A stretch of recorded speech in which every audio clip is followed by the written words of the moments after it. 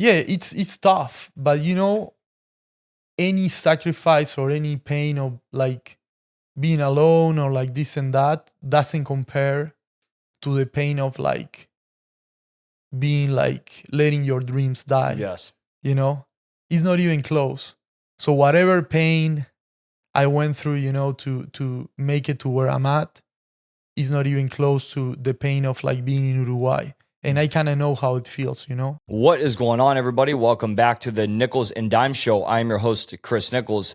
Today, our guest is Javier Zaruski. Javier is one of the top Brazilian Jiu-Jitsu competitors in the world for no-gi. He won the World Championships in IBJJF in 2023 for his weight division, and he is at a critical point in his career where he's been getting on some massive stages recently in his recent competition and is about to compete at the upcoming August 2024 ADCC World Championships in Las Vegas. So this episode is timed to serve as a special preview for this competition so we can learn about Javier's fascinating life story before we watch him compete on the biggest stage of his life. Other than that, we talk about Javier's life story, his background growing up in Uruguay, his family and sports background from an early age, what has motivated him along the way, how he got into martial arts and eventually pursued jiu-jitsu very seriously by moving to the United States to train with Atos under André Galvão. So of course we talk about his journey as an athlete and highlights in his competition, such as winning the World Championships as a black belt in no-gi and recently taking a last-minute fight against Victor Hugo at the Who's Number One Championship in Austin, Texas, and the upcoming ADCCs. I ask him about the mindset he has leveraged and the motivation that has gotten him so good at jiu-jitsu.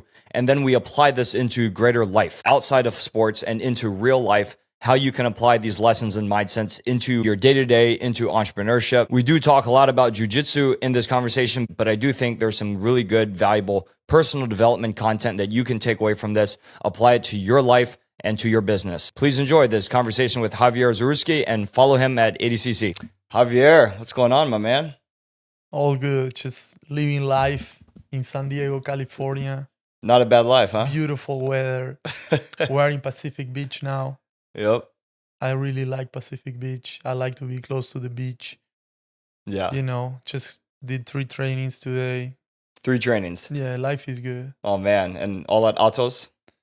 I did a comp class, then I did some wrestling, and now I did strength and conditioning at Electron Performance. Oh, yeah. Nice. Alex Turner's show. Alex Turner. He was on the podcast too. Oh, really? Yeah. Oh, that's great.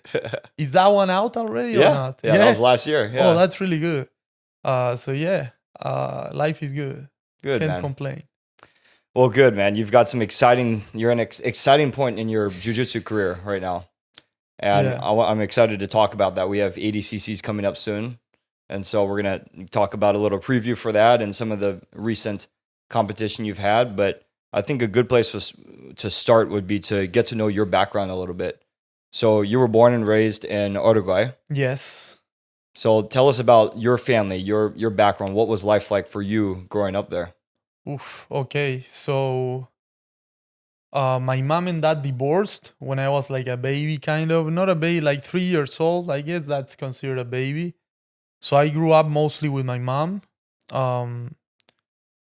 And yeah, it was, I'm an only child. So that was interesting. That was a learning experience, definitely. In Uruguay, every kid wants to be a soccer player. Right. So that's like the sport that you kind of like grow up with, like everyone wants to be a soccer player at some level, That's pretty much South America in general. Yes, I feel like, right? exactly. Yeah. In Uruguay, it's even more. It's like we have 3 million people and they say it's like 3 million soccer players. That's what people say, Wow. There's like a soccer field everywhere, Everyone knows how to play. Yeah. Everyone is relatively good, actually. And that's why, we can have like so many good players being such a small country. So yeah, that was how I grew up, watching soccer and only child. In a small neighborhood, I would say, not so close to like in the main capital, which is Montevideo, but it was kind of like a small neighborhood.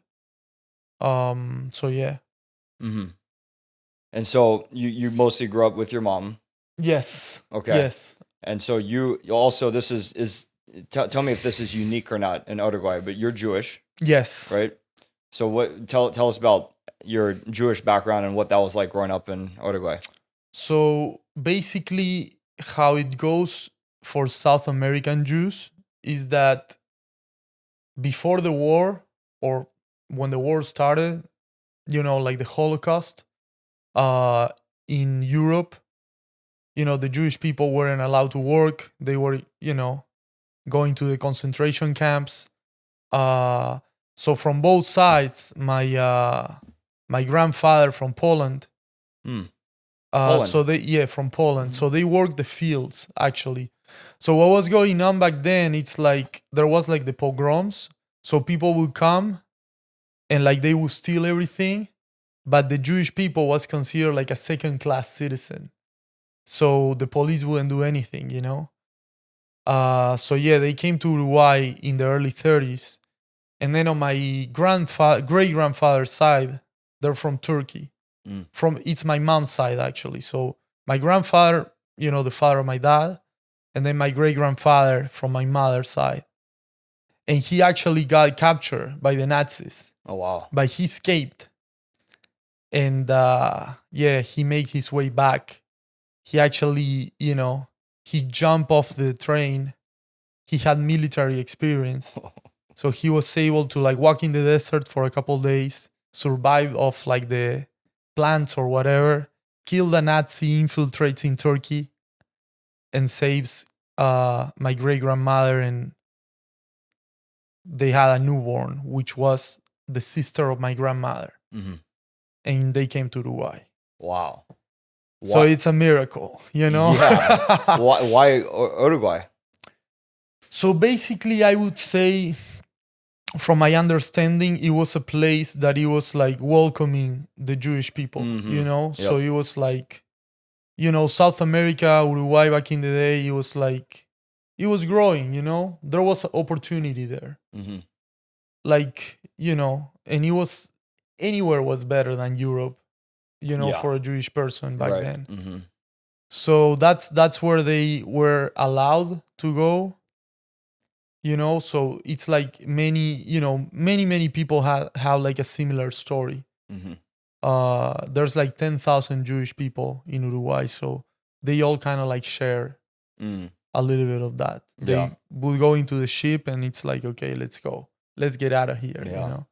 That's so interesting. And so I actually just got back from Europe last week, and I went to Germany and Poland. Okay. And I went to Berlin, and I saw all the historical stuff. And I went to the Jewish Museum, and I went to like the Holocaust Memorial. And it was interesting because I remember at the Jewish Museum, they had a map in one part of the museum about all the countries that were like safe spots or welcoming the Jews that were trying to escape Germany. And it was interesting. So now what you're saying, it makes sense now that I remember that, because it wasn't just like they left Germany. They really left and went all over the world. Yes. Yeah. Man. Yeah. So when you were growing up though, so soccer was a big thing, of course. Yes. And you played naturally. Yes, I played. I actually wanted to be a professional. Mm-hmm. And I made it to like the team before the first team, the professional team. Mm-hmm. So I was close, but it wasn't meant to be. How old were you? So I started really late actually, because, my mom didn't like brought me to play, to like play as a kid. I was asking. And then at 16 years old, I just got to like play in a real team that was like one of the lower divisions of a team that is in the first, in like the main league in Uruguay, like the professional league, at 16. And I played until like 20, but it wasn't enough, So yeah, it wasn't meant to be, but I really wanted to be a soccer player. Like I had these visions of greatness, but it happened in a different sport, so I cannot complain. And there's a lot of things that I really love about what I do, compared to soccer. So when did Brazilian Jiu-Jitsu MMA interest come into play in your life? Man, it was a coincidence after coincidence. You know, it was like I had no idea what martial arts were.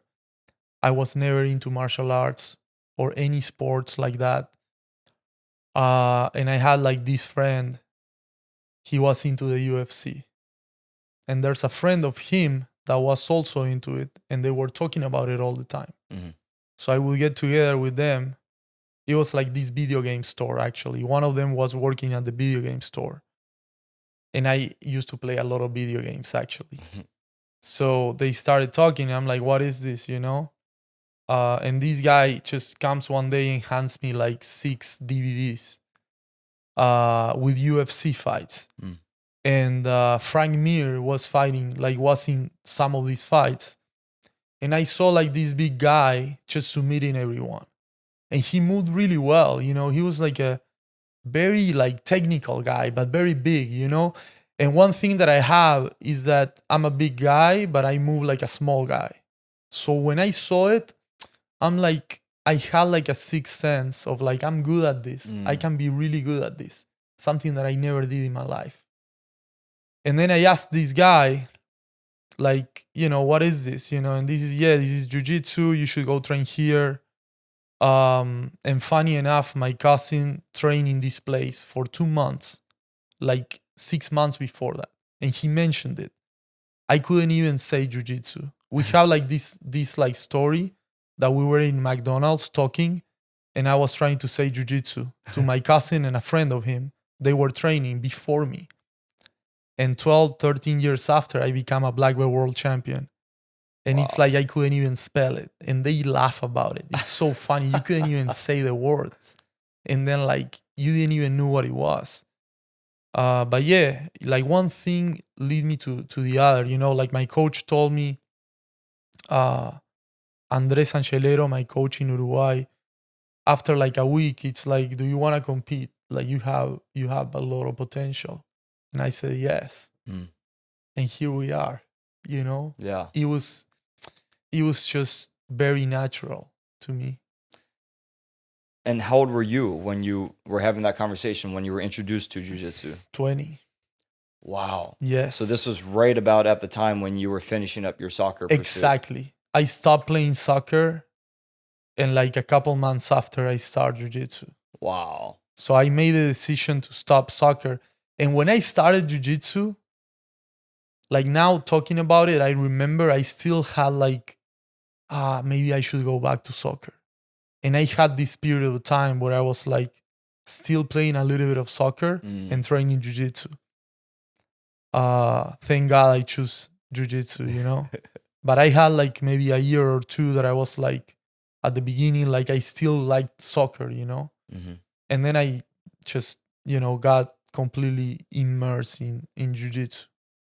That's what happens with this sport, it seems. Yes, it's addictive, especially at the beginning. Yeah. I kind of like miss the feeling of starting, you know, like hitting your first submission, you know, learning like some cool moves. And then it's like, you know, everything gets like you kind of like know more and more and more. And then to get that feeling is harder, you know. So I miss that beginning, that feeling of like learning. And I still have so much to learn, but it's like the beginning is very special. Right, because the progression is so rapid. Exactly. And it makes it so much more fun to see yourself get better. Yes. That goes for anything. If you're snowboarding, if whatever it is, it makes that early period the most fun. Yeah. So I want to know what else was going on in your life. We've only talked about sports. But first of all, when did you come to the United States? Beginning of 2019. February 2019. Okay, so more recent. But you trained jiu-jitsu for the next, let's say, 7.5 years. 7.5 years. Yes. Okay. And what about your career? What about school? What else were you focused on working on as you were progressing and training jiu-jitsu over those years? Okay, so I started college. I study business administration. So I have a bachelor degree in business administration. It was funny because I actually in 2015, I came to the US to train, to actually compete and train. Mm-hmm. So there was this in 2014, there was this casting. So an MMA guy from Uruguay that was living in the US, he made a casting to bring an athlete from there to the United States. So I did the casting and he picked me. So I came to Kansas City first in 2015 to do MMA. Kansas City. Yeah, wow. So I was going to do MMA. Oh. I was already doing Jiu-Jitsu in Uruguay. I was already the best in Uruguay. Actually, my first year, I competed and I won everything. Weight and absolute. So you got good really fast. Yes. Okay. And how about belt progression? Did that align with your skill progression? I'm gonna say for the highest level in each belt, yes, compared to what it would be like to win IBJJF World title. Right. Mm-hmm. But at purple, I could have gone faster. Because I moved when I was a purple, that took longer than it should have. Got it. Mm-hmm. But, coming back to the question, I went to Kansas City. I was already doing great in Uruguay. I won a couple tournaments in Argentina. In Brazil, I did an ADCC when I just got my blue belt. And it was blue and purple, the division I did. And I took second on that. So I was like, okay, there's potential here. Yeah. That was a big eye-opener for you. Yeah. When you competed and saw how well you did. Yes. And also because in Uruguay, there was not really great training. Right. My coach is really good, but he's not my weight class. He's smaller. And the rest of the people, they're all hobbyists, So that was also it was very upsetting, for me. Go in the mat and have two people to train with. And no one really took the sport seriously. For sure. So yeah, I went to Kansas City, did some MMA, and then I went to Anaheim to do Pan Ams. And there I met Galvão. I was supposed to come back to Kansas, and I stayed here for 4 months with Galvão, training with Galvão. And I went to a fighter's house, and then I come back to finish this degree. I was in the thesis, so I finished this, and then life happens, and it took me 3.5 years to make the decision to come back. And in this period of time, I keep competing, I keep doing well. I won a couple of IBJJF tournaments in Brazil. I won a CBJJ in OGI Worlds. So I keep doing well, and I'm I always knew, I need to come back. I had kind of nightmares that I need to come back. I feel I was I knew I was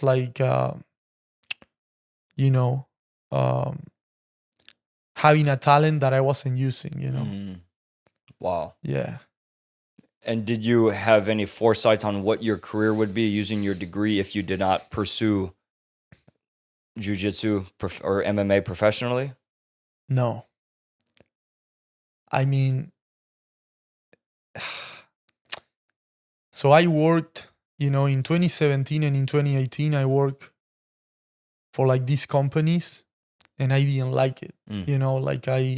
I worked office job for 2 years, and I'm this is not for me. So I do like the entrepreneurial side, of business, and I want to get into business. Yep. On the side of an athlete and a speaker and a person that inspires others, but not behind the desk. That's not for me. Yep. I can totally understand that. So yeah, I'm just gonna do what I love, and yeah, that's the most important. Man, so let's talk about this transition then, when you made that decision to pursue this in a much more serious way. Yeah. And you moved to the United States. Was it André Galvão who was the main reason? I kept talking with André over the years, and I'm I know I need to come back, and I kept talking to him and asking questions, and what should I do? And a couple things that happened in in like my school and like asking him for advice. Like, how do I get better? I was so frustrated because I didn't have many people to get better. Mm-hmm. It was a tough time, and at the end, I'm like, okay, I'm coming. I don't know if that answered your question, actually. Yeah, well, it just sounds like Andre had a huge impact on your decision, right? Yeah. And just for the listeners, André Galvão is the leader, founder of Atos Jiu-Jitsu Yes. in San Diego, one of the most well-known and top-notch gyms in the country. In the world. In the world, okay. In the world, Yeah. there we go, yeah. So, yeah, I think... I've come across a few people in similar positions to you who have moved to San Diego to train at Atos. This is not an uncommon thing for top-notch jiu-jitsu players. Yeah, you have to, you have to. If you want to be the best in the world, you have to. There's no other way. Yeah. I believe, Yeah. Mm-hmm. Yeah, and so you came here. What was that transition like? This is your first time living for real in the United States. Yes. And I mean, how did you adapt to the culture? What was difficult? Oof. What did you like? So what I like about San Diego is the weather. The weather is amazing. Yep. The people is amazing because the people in San Diego, they are happy. They have this relaxed attitude. That's what I love the most about San Diego. People are relaxed. They're happy. The weather is amazing. San Diego is beautiful. The environment is very there's so many different things. You have the beach, you have the mountains, you have like even snow close by. Mm-hmm. That's what I love. The jiu-jitsu is great. It's the best jiu-jitsu. And then the difficulties is, of course, coming from a different country and being kind of like quote unquote alone. Mm. And I would say that what really helped me it's the Jewish community. I wouldn't be here if it was not for the Jewish community in San Diego. The Jewish community was my family and still is. So that's why I made it. It's because I had these, Jewish friends and doing Shabbat, which is every Friday to Saturday, spending time and having great meals and conversations and making contacts. Pretty much all of my clients are Jewish. It's it's tough, but any sacrifice or any pain of like being alone or like this and that doesn't compare to the pain of like being like letting your dreams die. Yes. It's not even close.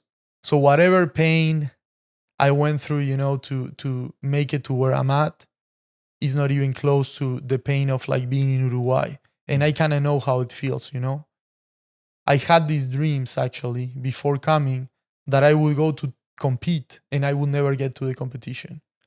Something would happen. I was in the building. Like I remember these vivid dreams of being in the building and watching other people competing. And I don't find the stairs to get to the mats. I don't find where is my mat. I don't find it.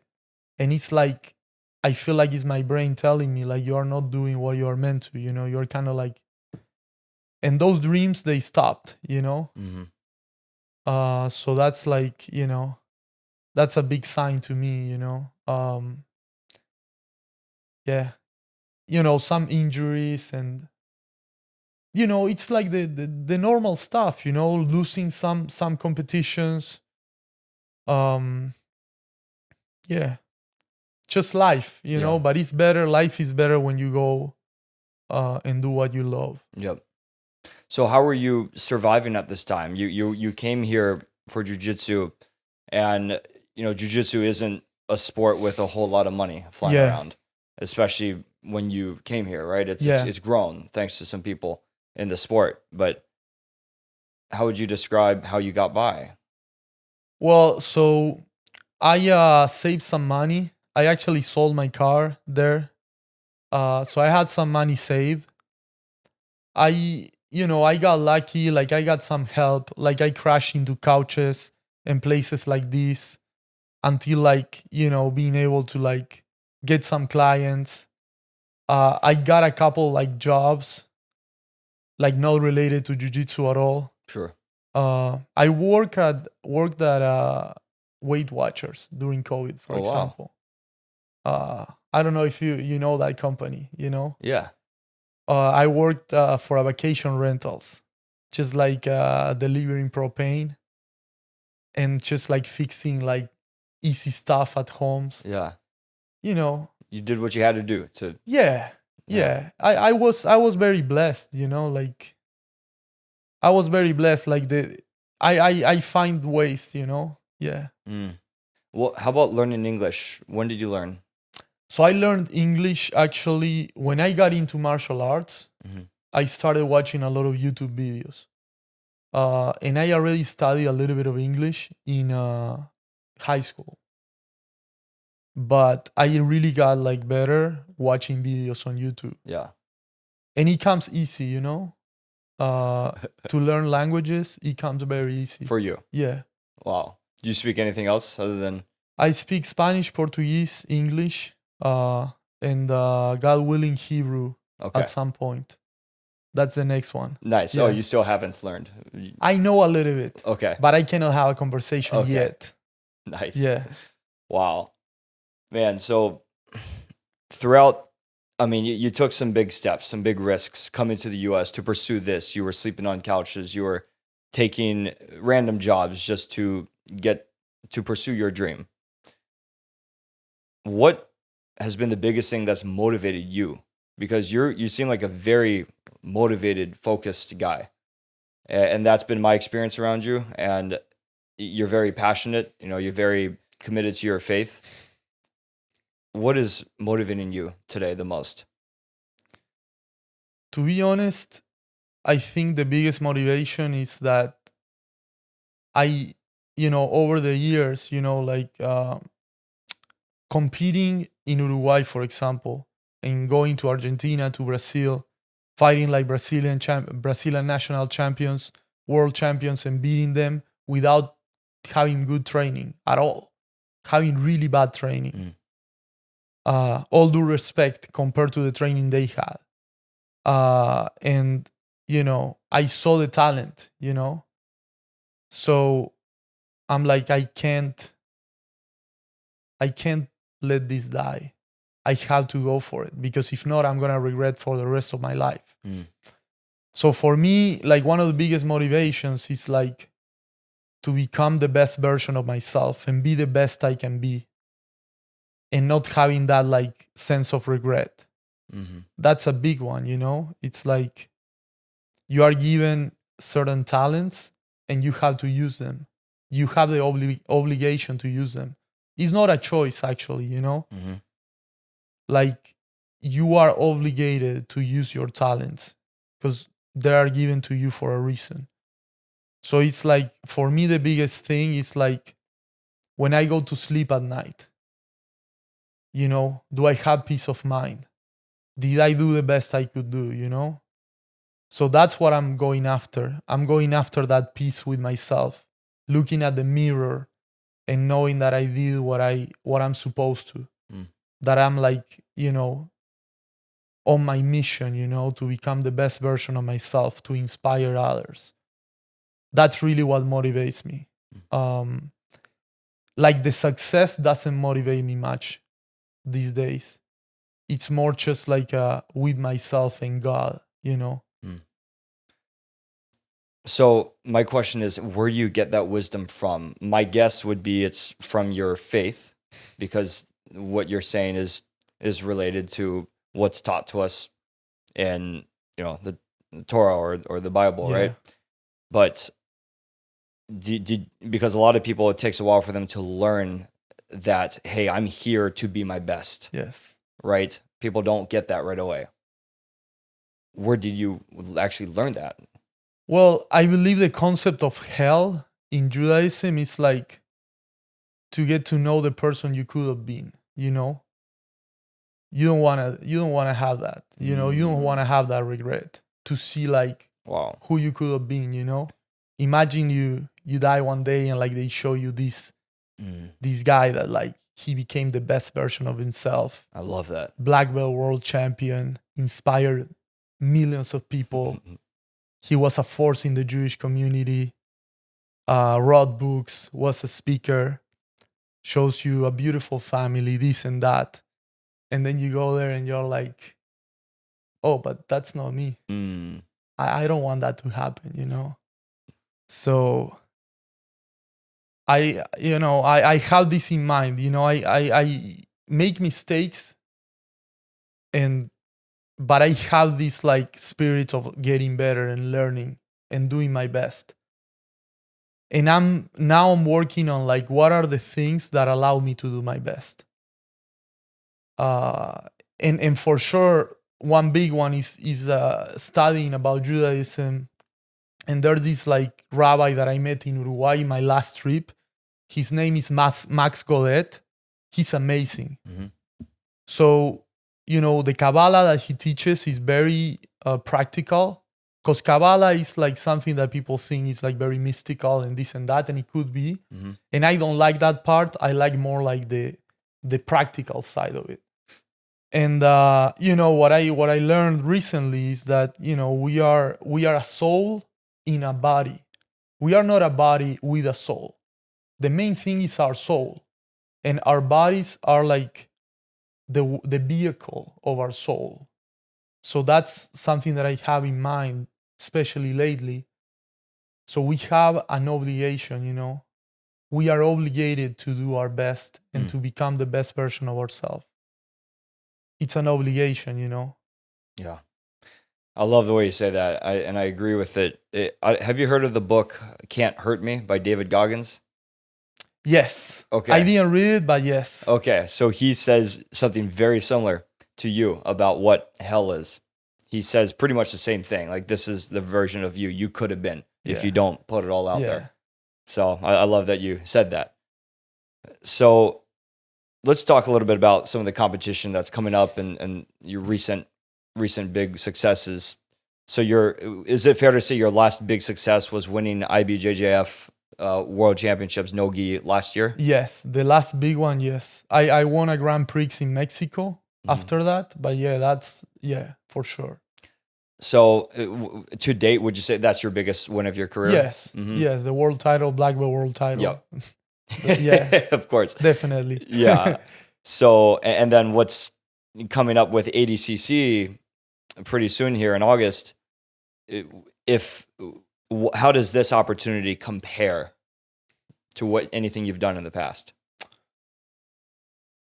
That's an interesting question. You know, I always had in mind to be a black belt world champion. So that's like a big one that like I checked off the list. It's like a weight off my shoulders. And ADCC, it's like, you know, it's like the icing of the cake, you know? That's how it feels to me. It's the icing of the cake. Getting that title will be the icing of the cake of my career. That's how it feels. Do you feel like winning the World Championship last year had a positive impact on your motivation to continue winning, or did it maybe give you a little bit of comfort? That's a great question. So I'm going to be dead honest. After winning the world title, I had like 2 or 3 hours of feeling great. I don't know if you ever had that feeling that you feel like everything is good in life. It's like a very, very intense peace. Everything is right, you know? I was like doing the USADA testing, you know, peeing on a cup. And I was so happy about it. I was so happy. I was like, we went to this hangar, like inside of the place. It was huge. And I was like just loving everything about it, you know? And it lasted like a couple hours until I got to the airport. And then he hits me like in the security check. I'm like, okay, now what? So I felt like going down from there, you know? And it took me a while to come back up and like understand that, you know? So I don't know if I would call it comfort, but it showed me what is important in life, you know? It's like, I actually said this in another interview today, actually, but it's very important. I felt like, you know, we travel outside in life and we look outside of ourselves for success and for this and for that. But then after winning this title, I realized that the true success is like with ourselves. Mm-hmm. So I was like pushed to look inside, you know, and see like what's going on with me, the relationship with myself. So that's what I'm like. Now it's different. Now I'm like, I'm doing things for another reason, you know. It's like, it's to inspire, it's to have like, you know, financial success, to, you know, build a family, to help my family. But it's like, you know, it's like my motivation changed. It's different now. I think it's a better motivation because it goes outside of the ego, you know, of just like being this and being that. So yeah, I would say that in a way it hurts you, but it gets you so much higher actually, you know, because you find like true reasons, like really good reasons to keep going, to continue. But I think it's personal for everyone, you know? Yeah. Yeah, wow. It's personal for everyone. But I realized that, you know, for me, it's not like accumulating titles is not the most important. I thought it was the most important, but it's not. That's a great answer. It just shows growth in you, right? Yeah. Big growth. It pushed me for sure. So just recently you competed at Who's Number One? Yes. In Austin, Texas. And you went up against Victor Hugo, one of the biggest names in the sport today. And you took this fight on 10 days notice? Yes. Because his opponent dropped out. Yes. Right? Did he get injured? I have no idea. I believe so. Okay. What else would be in the reason? Right, exactly.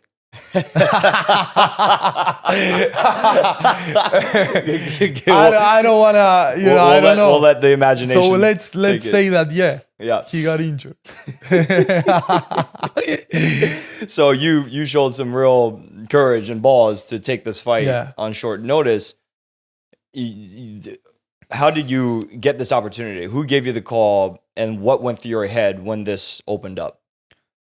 So I got my manager, Victor Doria, which is like amazing. Maybe like 2 weeks before that, you know, we talked and we are like, okay, let's start working together. And he sends me a text, you know, you want to fight Victor Hugo, you know, Who's Number One? Like 10 days. Wow. And I'm like, yes, I didn't even thought about it. Of course, sign me in, you know. It's just one of those things where this is such a great opportunity. I have to take it. Exactly, 100%. And yeah, I took a fight, you know, 10 days notice against a guy that is like 40 pounds heavier than me.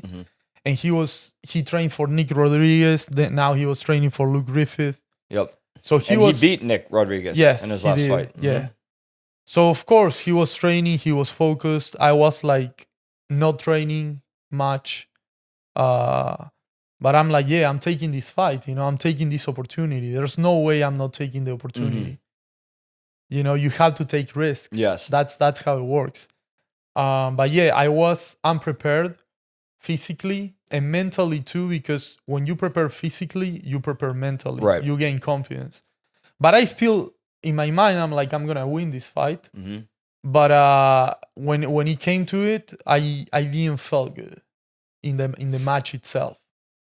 And you felt that when you walked onto the mat, or when exactly? No, when it started, I felt like, you know, something wasn't there physically, like that pushing the pace, you know, like the way I win the world title. Like if you see, I'm like pushing the pace, the 10 minutes of the fight, breaking people. And here it's like the first like couple of like things, like the first couple of like exchanges, I don't feel like it's there, like something's off. Yeah, that's how I felt. And just back to your preparation in those 10 days for this fight, what specifically did you do differently during that time to prepare for him? Did you and your coaches just watch a bunch of footage and try to reenact certain situations that you would work? What give us an idea of how you trained for him specifically? We train for some things that he does, but I train more on like my strengths, you know? Right. And like, what would you say your biggest strengths are, by the way? My biggest strengths in jiu-jitsu? I would say hand fighting, takedowns. I would say my passing, my back takes, and just like the way I'm able to like push the pace in a controlled way and technical way. Just surgical, you know? That's how I see my jiu-jitsu, being surgical, being like very tight, and just like you know, just like water, you know, it's just slowly but surely I'm like advancing like 1 inch at a time, but it's like constant. Yep. And getting the submission, you know, 89% is my submission ratio. That's right. So it's one of the biggest in the world, one of the highest. So yeah, those are my strengths. Nice. And so back to the fight day or the fight weekend, there was a lot of press, media leading up to it, and there were some clips that went around with you and Gordon Ryan. You called out Gordon Ryan's name because he was fighting right after you in that in that competition against Sanders. Thank you. Yeah, Sanders. Yeah, Josh. Right, Josh Sanders. Yes. And so there was some talk, and people were making all these comments, but you realize that, hey, this I don't feel like myself. I don't feel like I should once you started the fight. And then what were you trying to do mentally during the first minute of that fight to get yourself out of that, to pull yourself out of that hole that you were in, so that you can say, hey, I need to recover and change where this is going? That's a good question. I'm going to say that in reality, the truth is that you will fall to the level of your training in the day of competition. Like, you're not going to come up with something magical inside of the fight. Like, you had to have those conversations with yourself before. You had to go through hell before. So it's not that you're going to do something different the day of the fight. So there was a long time that I wasn't going into deep waters the way I'm doing now for ADCC, you know? So I felt like you have to just be prepared. You know, it's like what you do in training. You know, you won't perform better than in training. So I feel like, you know, I'm like, yeah, I'm going to pass his guard. I'm going to put pressure.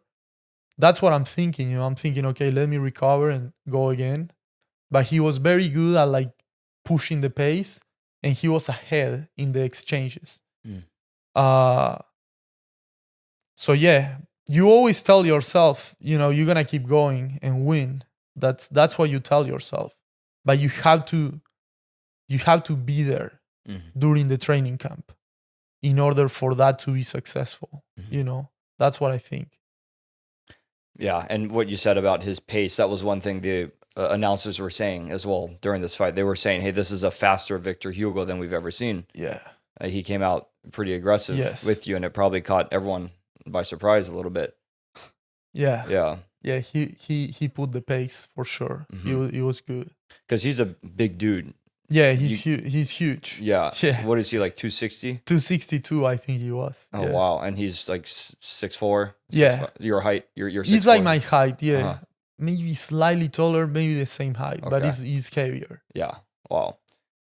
So what was the biggest lesson you took away from that experience, the most recent competition, and how are you going to use that going into ADCC in the next couple weeks? That you have to be prepared.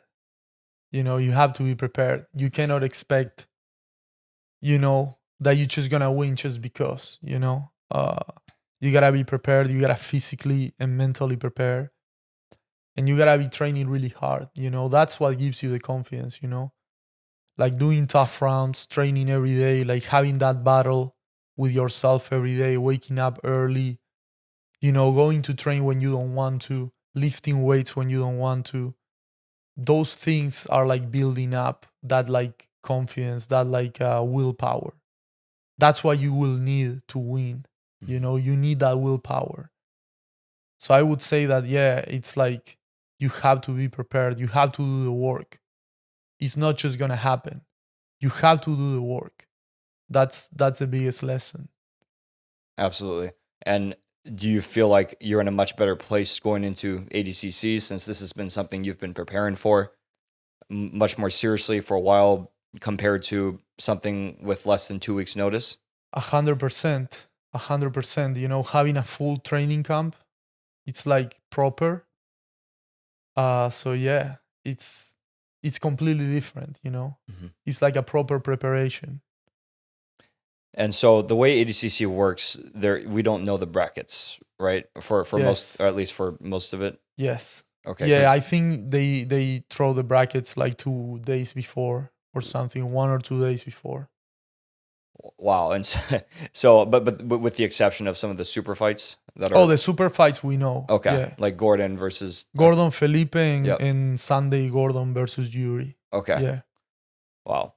So that's common though. It seems like in jiu-jitsu where a lot of tournaments you don't know who you're fighting until right before. Yes. Okay.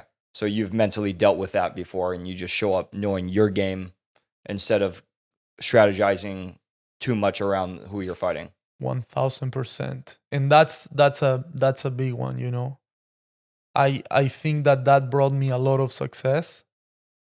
More than like failure, I would say, because I don't like to focus on my opponents. But sometimes you need to know a little bit, you know. You need to know a little bit of what they do. Mm-hmm. But yeah, that's the style in jiu-jitsu. And I never like until this day like study much of my opponents. Will this upcoming ADCC in Las Vegas be the biggest stage you will have ever competed on? I would say so because actually it's the biggest tournament in jiu-jitsu history. Right. So no one ever competed in a bigger stage than that. It's 20,000 people, T-Mobile Arena. So yes, this is it. Mm-hmm. How do you feel about Craig Jones's tournament going on at about the same time? You know, I think that the $1 million, it's amazing for the sport. I love it. You know, the 10K for entry and the $1 million to win, I think it's great. I love that. With that being said, then you have the other part that is like, okay, you put the tournament in the same day as ADCC. So that's like, makes it so like some athletes, they have to choose. You have to choose between CGI and ADCC. So on that side, it hurts a little bit of the sport because we have like these 2 big events and there are some fights that will not happen because of it. So it's a give or take, you know. It's like the amazing thing of like the pushing the prices up, and ADCC is paying now to show up, which is amazing too. So on the money side, it's great. And then like, you know, I think for the sport is great. You know, just like having these type of prices. But then you can discuss the date, I would say, you know. But also that brought more attention to it. So it's right. Everything happens for a reason, you know. But yeah, I think it's gonna be a great weekend for the sport. It's the biggest weekend in history for the sport, you know. Yeah. That there's no question about it. I think that, you know, competition is always good at the end. That's a great way to describe it. A really the biggest weekend ever for the sport. Yes. Having 2 competing tournaments. Yeah. And honestly, some controversy. It's good. Yeah, it brings of course. the attention. It brings people like, you know, Craig was in the Joe Rogan, experience, and Mo Jassim too, and it brings attention to it. It's good. It's good that we have more attention in the sport now. Yeah. And Joe Rogan was at the last competition you were at. He was there, yeah. He was watching. Did you get to meet him? I did, yeah. We talked a little bit. That's cool. How was he? He was good. He was very focused. Like you can see he's like a nerd for the sport. Like he was very focused on the match. Yeah. But yeah, cool guy. Yeah. That's I'm awesome. looking forward to being his podcast one day. Yeah. Yeah. Absolutely. Yeah. That'd be amazing, man. Man, okay. So ADCC, it sounds like you've shared with us how you handle your mindset in these different situations in the preparation, and I think it gives us some good insight about where you're at and ultimately how you've grown and how you've grown through your different successes over the years as a top-notch jiu-jitsu player. So thank you for sharing that stuff. Oh yeah. I mean it's there's a lot of things, like one thing that it's funny too is that before I won here in the US, I won the brown belt world title and at black belt. Mm-hmm. In 2021 I won at brown belt, and in 2023 I won at black belt. And something funny is that before the worlds there's always Pan Ams. That's how it works, like the seasons, it's Pan Ams and worlds. So both times I lost in the first match, the first round. I lost Pan Ams, and then I won Worlds, both times. So it's just funny, like sometimes right before you're gonna hit it, right before you win, you have like this darkness, right before the clarity and the sun comes back, Yeah. So that's like a big one, like a lot of the time people, it's like, oh, this is not working, and they get beat up by that. But like a lot of the times it's like when you feel like giving up, that's when you are the closest to your goal. So that's a big one that jiu-jitsu taught me. My biggest accomplishments, they come like right before like a dark time. Wow. So I think that's important to share too. Yeah. Wow. Who is your next biggest opponent in your mind? The next two or three biggest people you want to fight right now? Gordon for Ryan. sure. Yep. I will fight Gordon. And Meregali. Yeah. Nice. So Meregali's in the bracket. So we are very close for that. And then, so there's a good chance you might run into him in ADCC. Yes. Okay. And then, we have Gordon, and I would like to fight Lovato at ADCC. I would like to fight Lovato. That's someone that I have in mind. Wow. Yeah, he's a legend in the sport. I like, when I started, I was watching videos and this and that, so it would be cool to go against like a legend like that. That's another fight that I want to have. Yeah. And you feel like your style can match up against any of these guys? Against anyone. Against anyone? Against anyone. I love it. Yeah. Man, but we're going to be following ADCC. Anytime, any day, anywhere. I love it. Let's go. Yeah, let's go. Yeah, it's going to be a fun tournament to watch. It's going to be amazing. Like, you can't miss this. If Yeah. you're a fan of the sport, this is it. Absolutely, man. And it's going to be such a show. Like, Mo has been like, sharing some information with us. And it's like, the level of the organization, the level of the event is going to be a world-class event. It's going to be like a Super Bowl. Oh, yeah. The production is incredible. The production is going to be like unbelievable. It's going to be like at the same height of any sporting event ever. Man. Yeah. It's exciting. It is. Yeah. Well, I want to shift for the last question or topic here. Okay. Just given that this is the Nichols and Dime show, it's entrepreneurial focused. Yes. With an emphasis, I was telling you earlier, just because of my circle, who's been on the show, on professional athletes, people in the health, wellness, fitness space. I've had people outside of that, but this is a lot of it. And I'm curious, how would you describe yourself as an entrepreneur? Being in the sport of jiu-jitsu, It's not like you're just sitting back and being told what to do by an agent, or if you're playing basketball or something, right? It's a little different. You have to handle a lot of the stuff yourself to make your way in the world and create your brand. How would you describe yourself, any of the projects you've worked on to make yourself entrepreneurial? So you have many sides in our sport, you know?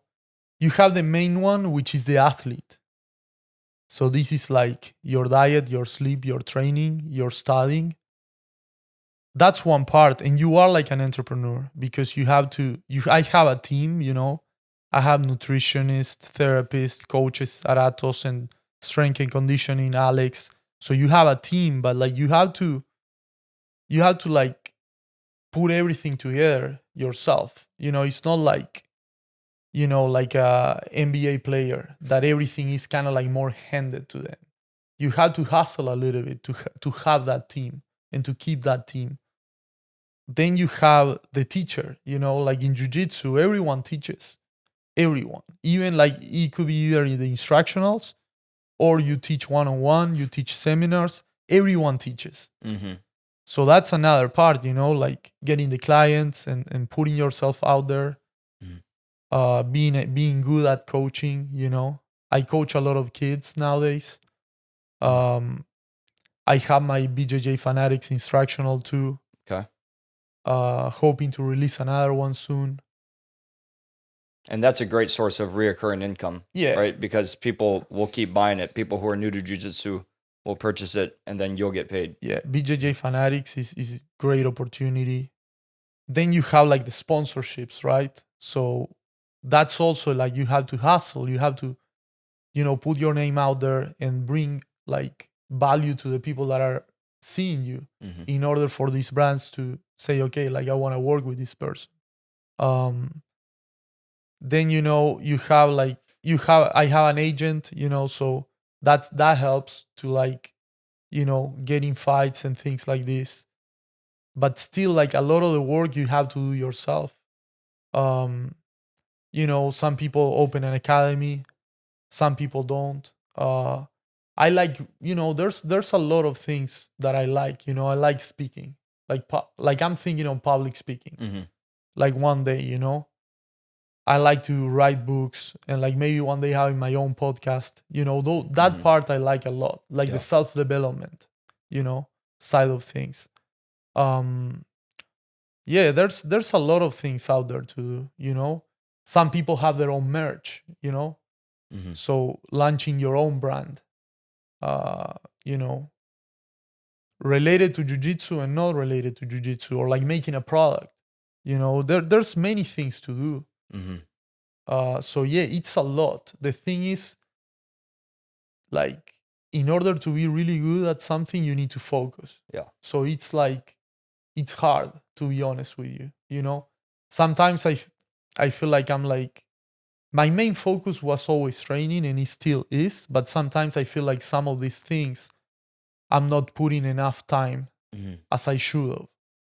So it really pushes you to like, you have to be 100%. You have to be optimal, you know, in mind, spirit, in body, to be able to actually do your job. Because as a jiu-jitsu athlete, your job, it's like training is just a part of it, and competing is just a part of it, you know. Then you have all of this other stuff that it's also very important. And you have to be able to do it all.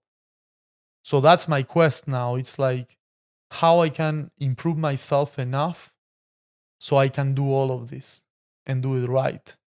Of course, you're not going to be like super focused on every single thing all the time. That's impossible. Right. But at least like being able to say, okay, I'm going to focus on this, but this I'm going to maintain at least. So for me, you know, now I'm in a period of time that I want to improve myself as much as I can, so I can actually like, you know, it's like upgrading the computer, so it's able to process more. Right. That's what I want now. Great overview, man. Awesome description. It's you hit every piece there, and you bring it all together by how we're connected. And that has actually been a big theme with a lot of my guests in the podcast, is how where you're at spiritually is related to the output that you're able to do in your ventures. that's a no-brainer. Yep. You know, it's like, that's really like the key, you know, when you're spiritually in a good place, everything else falls into place, you know. That's where everything starts, you know. That's the thing that I'm learning now.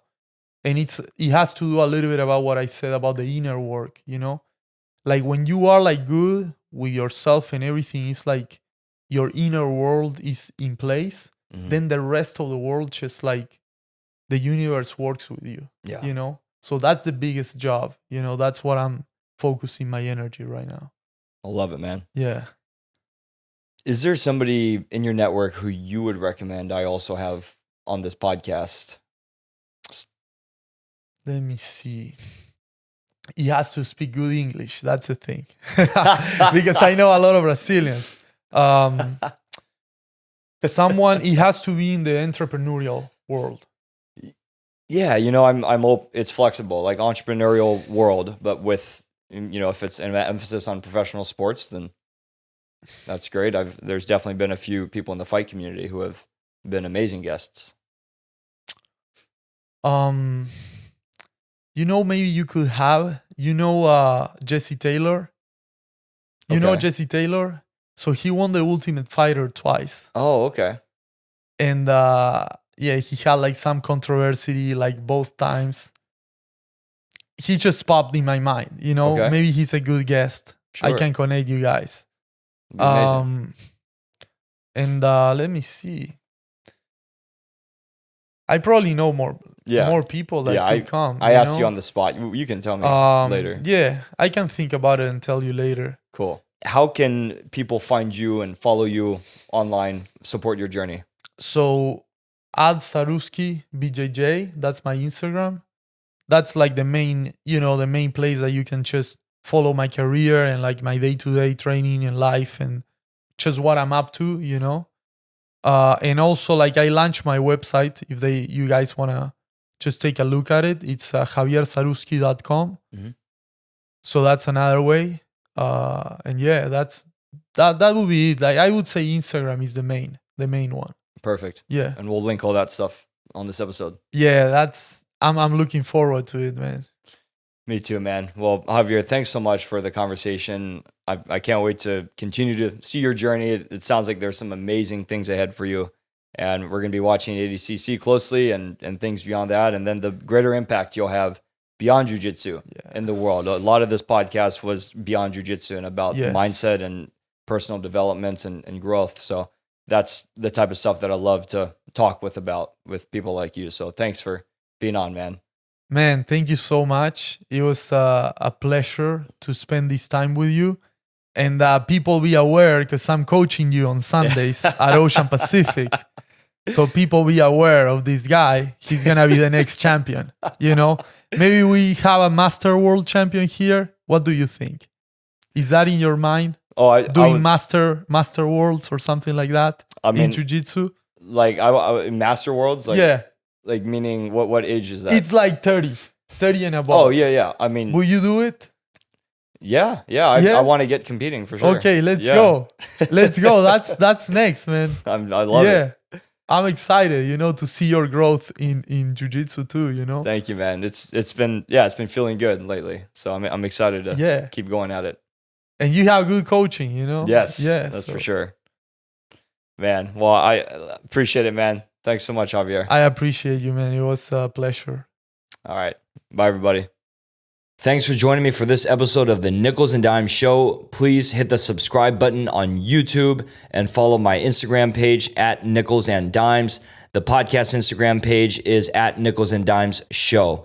And please like any of the videos you come across on either platform and leave a comment, leave feedback. It helps me to improve and innovate and to continue to scale and bring more interesting guests to the Nichols and Dimes Show. Thank you all for the support, and we'll see you next time.